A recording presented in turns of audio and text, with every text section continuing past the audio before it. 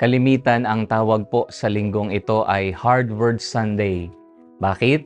Ito ay dahil sa mga salitang binato ni Jesus. Masakit at hindi maintindihan ng karamihan. Kanyang sinabi, "Hindi ako pumarito para sa kapayapaan, kundi para sa pagkakabaha-bahagi." The question is, why will He be the cause of division? Bakit niya pagwawatak-watakin ng mga tao instead of uniting them? Ang sagot, ayon po sa mga biblical scholars, bilang Diyos, gusto niya ng kapayapaan at kaayusan ng tao. Subalit ang sinasabi niyang pagkakabaha-bahagi ay ang paghiwa-hiwalay ng mabuti at masama.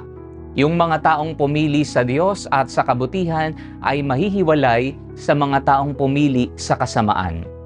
At dito po pinapakita sa atin kung sino ba ang ating pinipili sa buhay. Sino ba ang kinakampihan natin? Sino ba ang pamantayan natin ng mabuti at tama? Kaya ang hamon sa atin palagi ay lagi nating piliin ang mabuti. Lagi nating piliin ang pagsunod sa Diyos.